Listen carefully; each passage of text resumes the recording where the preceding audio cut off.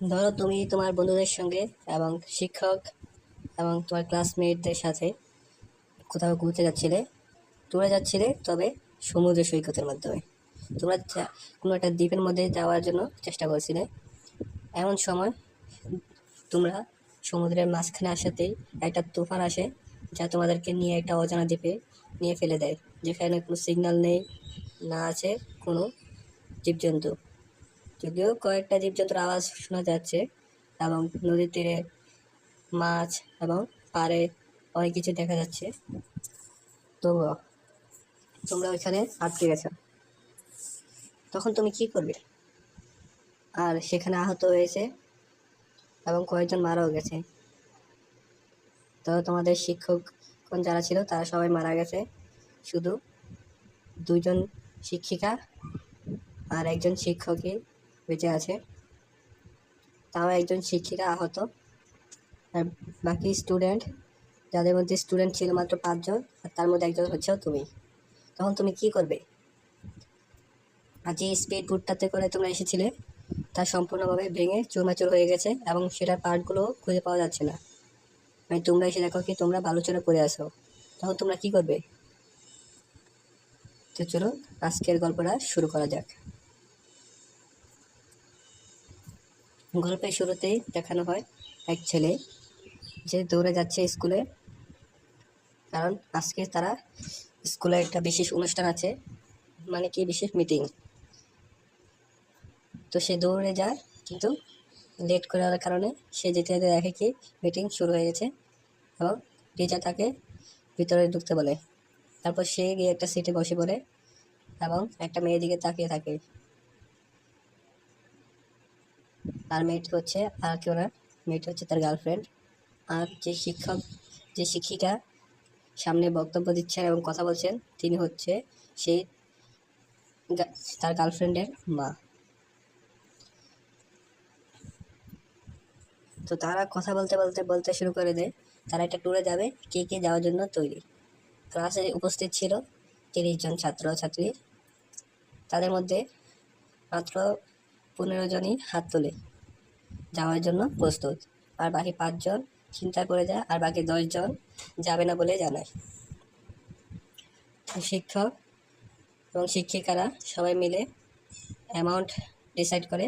তারপর তারা বলে কি সামনের সপ্তাহে আমরা ট্যুরে বের হব, কোন জায়গায় গেলে ভালো হয়।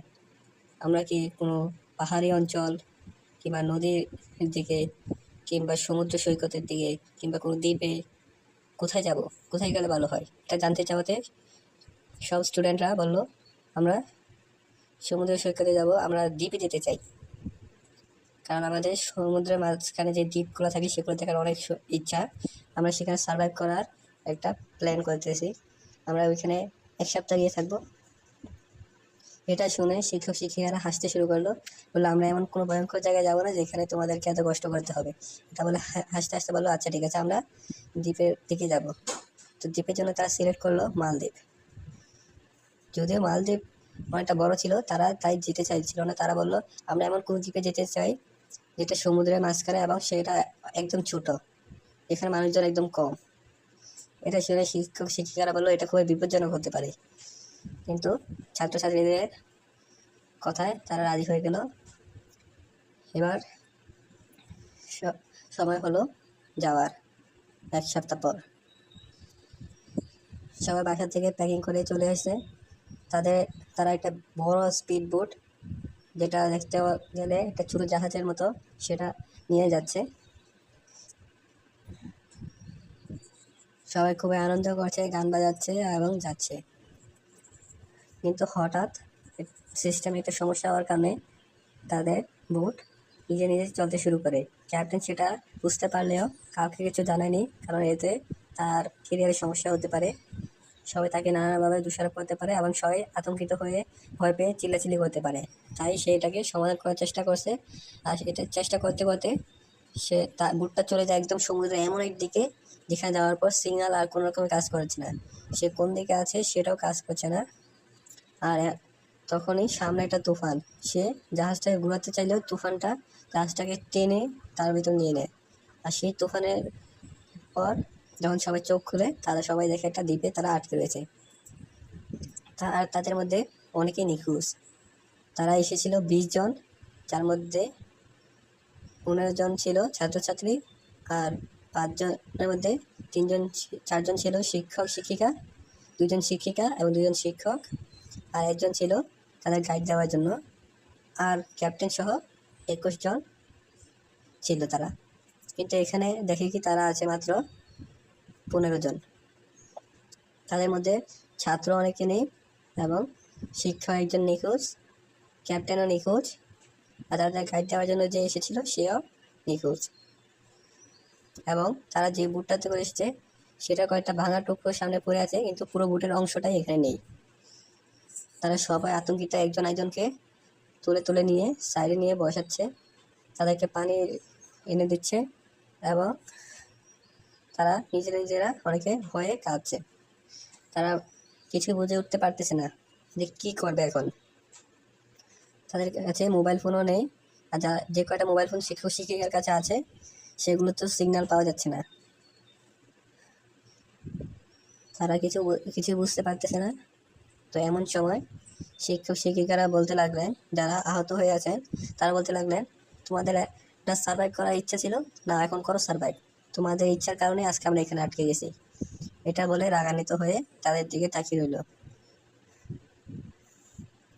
আমিও কিছু বুঝতে পারলাম না, আর আমি বললাম সমস্যা নেই, সমস্যার সমাধান আমি বের করবো, এটা বলে ফেললাম। আর সবাই আমার দিকে তাকিয়ে রইল। আমি বুঝতে পারতেছিলাম না আমি কি বলছি, কিন্তু আমার মনে হচ্ছিল যে আমি এটা করতে পারবো। আর আমি সবাইকে বললাম কি 3টা দলে ভাগ হতে। একটা দল খাবারের সন্ধান করবে, আরেকটা দল থাকবার মানে কি বাসস্থানের ব্যবস্থা করবে, আর আরেকটা দল সুরক্ষার ব্যবস্থা করবে। যদিও আমার কথা যুক্তি ছিল বলে সবাই একটু চিন্তিত হয়ে কয়েকজন রাজি হলো। তো আমাদের এখানে ছিল 15 জন, যার মধ্যে 5 জনই ছিল আহত, না 4 জন। তো বাকি 11 জন নিয়ে আমাদের একটা দল করতে হবে। তো আমি বাদ দিলে ওইখান থেকে 10 জন। তো আমি ভাবলাম 3 জন করে একটা দল করি। তো সবাইকে দলে ভাগ করে দিলাম, আর আমার দলে 3 জন মেয়ে আর আমি একটাই শুধু ছেলে পড়লাম, যেটা আমাকে খুবই লজ্জা দিচ্ছিল, আমি খুব শরম পাচ্ছিলাম। কিন্তু কি করার, এখন আমাদেরকে সার্ভাইভ করতে হবে। কিন্তু আমার মনে তো অন্য কিছু চলছিল। তেমন কিছু না। তো পরে আমি বললাম যে এবার কোন টিম কোনটা নেবে। তা আমি কিছু বলার আগে একজন বলল বাসস্থানেরটা নিয়ে নেবে, আর একজন বলল খাবারের ব্যবস্থা। কারণ বাসস্থান তারা পাশে অনেকগুলো গাছগাছালি দেখতে পাচ্ছিল, সেগুলো দিয়ে করে ফেলতে পারবে, আর খাবার তো সামনে তো নদী আছে, তাই তারা সহজটা বেছে নিল। আর সুরক্ষাটা যদিও তেমন কি এখানে এতটা কিছু না, কারণ এখানে তো তেমন জীবজন্তু দেখা যাচ্ছে না, তারপরও সুরক্ষাটা আমার কাঁধে এলো। তবে বাসস্থানের জন্য যারা যাবে গাছপালা আনতে, তাদের সঙ্গে আমাদেরকে সুরক্ষা দেওয়ার জন্য যেতে হবে। মাছ ধরতে যারা যাবে তাদের সঙ্গে সুরক্ষা আমাদেরকে দিতে হবে, কারণ কি আমাদের কাজ সব জায়গায়। এটা একটু কষ্ট ছিল, তাই কেউ নেয়নি, তাই আমাকেই নিতে হয়েছে। তো আমি আমার সঙ্গে কয়েকজন নিয়ে গেলাম জঙ্গলের ভিতরে। যদিও হাতে তেমন কিছু ছিল না, কুড়িয়ে পাওয়া একটা বুটের অংশ, যেটা একটু লোহার ছিল বলে আমি নিলাম, যাতে কিছু কাটতে পারি, সেটা নিয়ে নিলাম। আর কয়েকটা পাথর যেগুলো একটু ধারালো টাইপের, ওইগুলো কুড়িয়ে নিলাম। এগুলো নিয়ে জঙ্গলের ভিতরে গেলাম। সত্যি কথা বলতে আমি ভিতর থেকে খুবই ভয় পেয়েছিলাম, কিন্তু বাইরে থেকে কাউকে প্রকাশ করতে দেয়নি, যাতে কেউ আমার কারণে ভয় না পায়। আর আমার সাহস দেখে তারাও সাহস পাচ্ছিল, যদি আমি একটু ভয় পাই তাহলে তারাও ভীত হয়ে যাবে। এই কারণে আমি ফুল সাহসের সঙ্গে এগিয়ে যাচ্ছিলাম। কিছু দূর সামনেই একটা বাঁশের জার।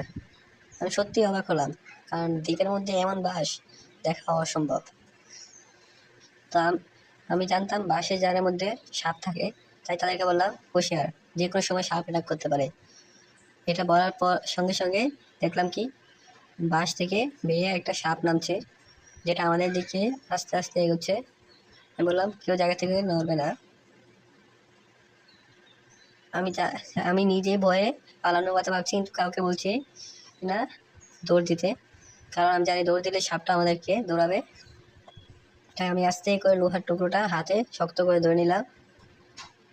আমি জানি এখানে সাপ এটা একা নয়, এর সঙ্গে আরও আছে, কেউ না তোমাকে পরিবার তো থাকবেই। তো এই জন্য আমি আস্তে আস্তে করে সামনের দিকে এগোলাম।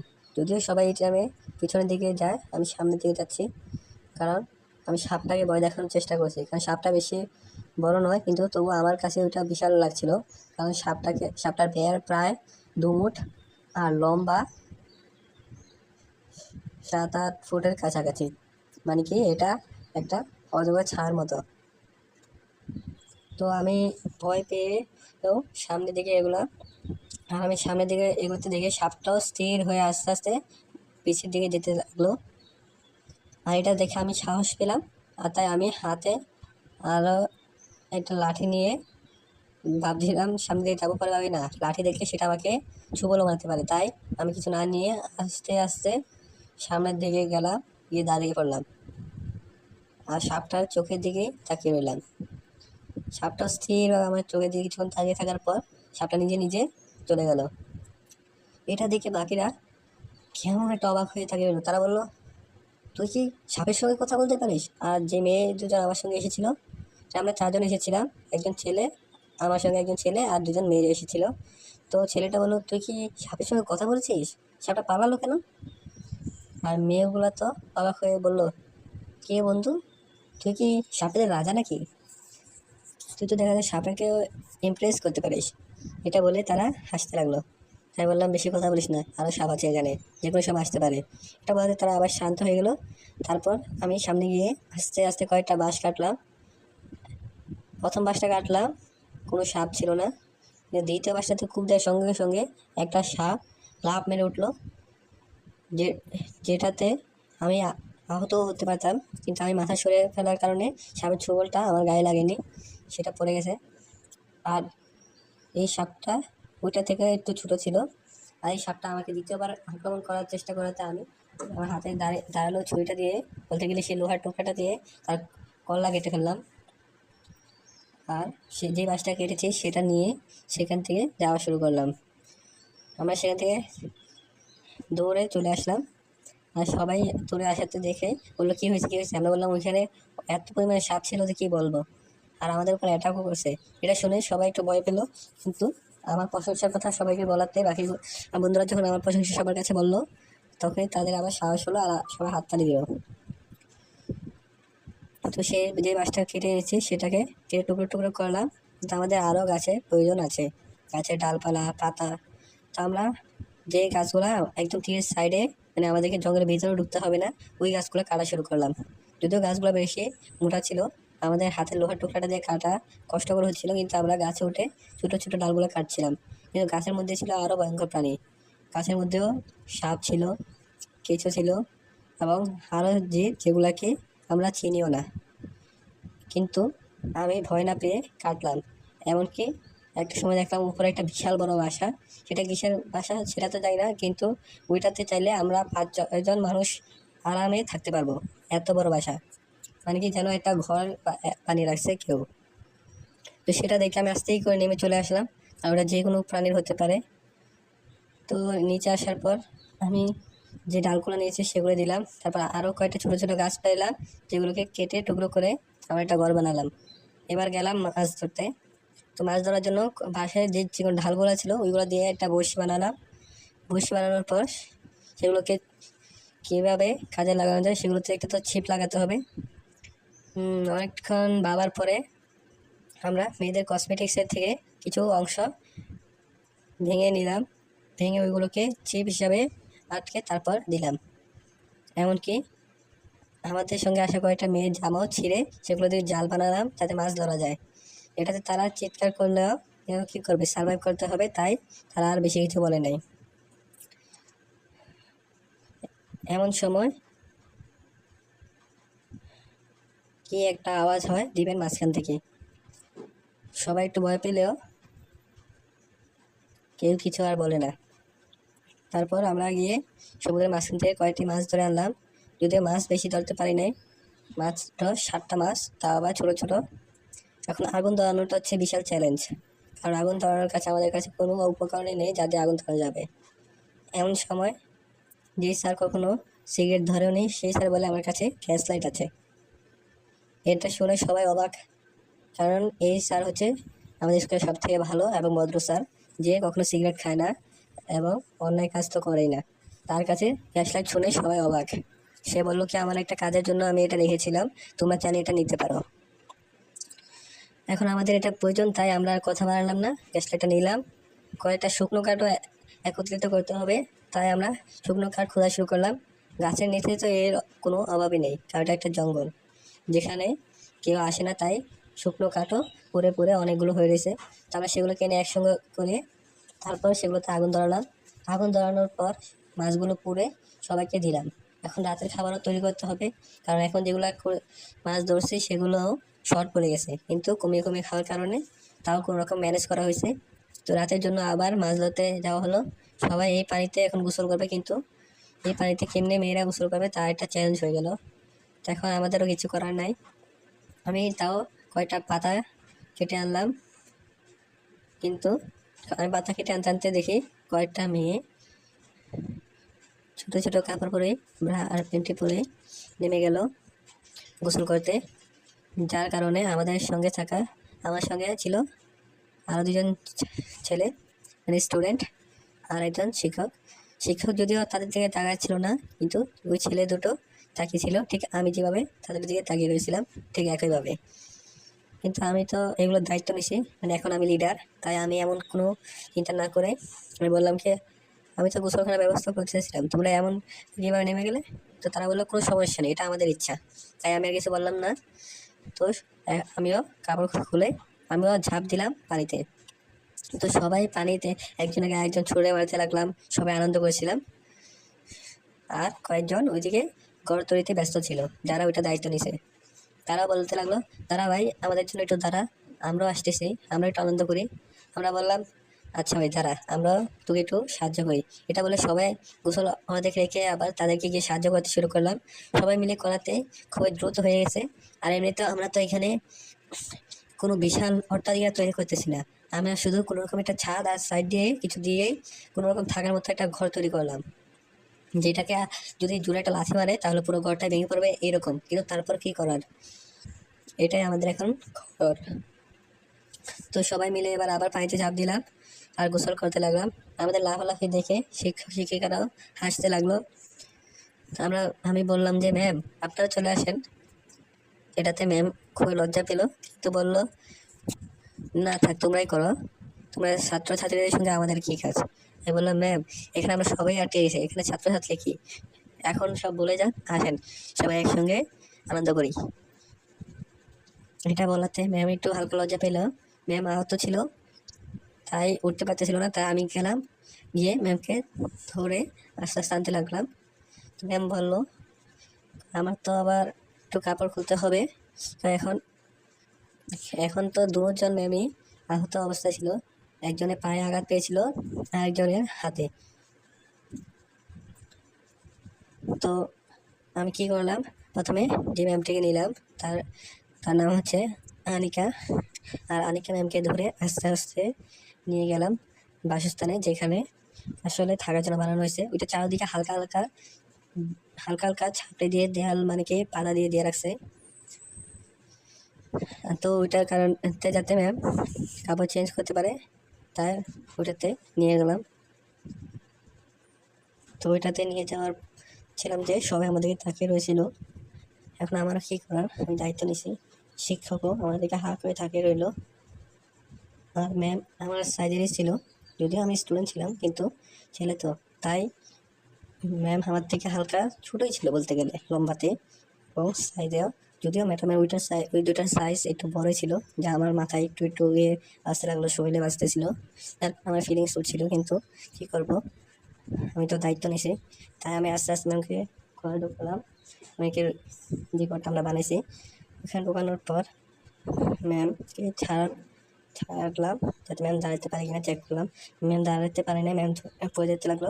আমি ধরতে গিয়ে ম্যামের দুধের মধ্যে হাত রেখে দিলাম, তার কারণে ম্যাম খুবই লজ্জা পেল। যদি বাইরে থেকে হালকা হালকা দেখা গেল, পুরোটা বোঝা যাচ্ছে না, তাই সবাই নিজের মতো আনন্দ করতে লাগলো। আর শিক্ষক যিনি আমাদের সঙ্গে এসেছিলেন রয়েছে এখনো, তিনি এদিকে তাকিয়ে রয়েছেন, যা আমি একটা ফটো দিয়ে রাখছিলাম। আর বাকি কেউ কারো নজরে এদিকে নেই, তাই আমি আস্তে আস্তে দূরের দিকে হাত বাড়াতে লাগলাম। আর এটা ম্যাম খুবই লজ্জায় লাল হয়ে যাচ্ছিল। ম্যাম দূরে চিৎকার করেনি, কিন্তু আস্তে আস্তে বলতে লাগলো, তুমি এগুলো কী করছো? ম্যাম সরি, ভুল হয়ে গেছে। তো ম্যামও আর কিছু মনে নেয়, কারণ ম্যামেরও একটু সাহায্যের প্রয়োজন ছিল। ম্যাম বলতে লাগলো, এসব ঠিক না, তুমি আমার থেকে বয়সে ছোট। তখন আমি বলে উঠলাম, ম্যাম যদি আমি বয়সে বড় হতাম তাহলে কি করতে পারতাম? এটা শুনে ম্যাম খুবই অবাক হয়ে গেল এবং বলতে লাগলো, তোমার মানে কি? তুমি কী চাও? তুমি এত খারাপ হয়ে গেছো কেন? তুমি তাই এমন ছিলে না? তখন আমি বলতে লাগলাম, ম্যাম এখানে আমরা সবাই আটকে গেছি, এখানে আর কোনো টিচার স্টুডেন্ট নেই। এটা বলে আমি ম্যামকে এটা কিস করে দিলাম, যা আসলে খুবই অবাক করা ছিল। এবং আমার দিকে হাঁ করে তাকিয়ে রইল, এবং ম্যাম আমার দিকে চাওয়ার স্টাইলটা দেখে আমি বুঝতে পারলাম যে ম্যাম লজ্জায় পড়ে গেছে এবং ম্যামের মনে অন্য কিছুই চলছে। তো আমি আস্তে করে বের হয়ে চলে আসলাম, তখন আর কিছু বললাম না, আর ম্যামও কিছু বলে নাই। তারপর আমি বের হয়ে আসার পর ম্যাম আস্তে করে কাপড় করে পাল্টিয়ে ম্যাম আমাকে ডাক দিল। তারপর আমি আমার ভিতরে গিয়ে ম্যামকে ধরে নিয়ে আসলাম, এসে নদীতে নামালাম। তারপর অপর ম্যাডাম তো পায়ে কিছু হয় নাই, তাই তিনি নিজে নিজে হেঁটে ওখানে গেলেন। আর অনেক, কারণ তার তো হাতে সমস্যা হয়েছে, তাই তিনি কষ্ট করে এক হাতের মাধ্যমে কোনো রকমে কাপড় চেঞ্জ করলো আর গোসলখানায় আসলো। আর শিক্ষকও এটা দেখে আর বসে থাকতে পারলো না, যদিও তিনি অনেক ভদ্র শিক্ষক। তিনি বললো, তোমরা গোসল করো, আমি ওই দিকে গোসল করতেছি। তিনি চলে গেল আরেক সাইডে। তো আমরাও তাকে অনেক জোর করলাম, কিন্তু তিনি আমাদের সঙ্গে নামলেন না। তিনি বললেন, আমি তোমাদের স্টুডেন্টদের সঙ্গে নামতে চাই না, এটা একটা অসভ্যতা হবে। এই কথা শোনার পরে, মানে শোনার সঙ্গে সঙ্গেই যে শিক্ষিকা আনিকা, তিনি একটু হালকা স্যাড হয়ে গেলেন, কারণ তিনি ভাবছিলেন যে তিনি কি ভুল কাজটা করতে যাচ্ছেন।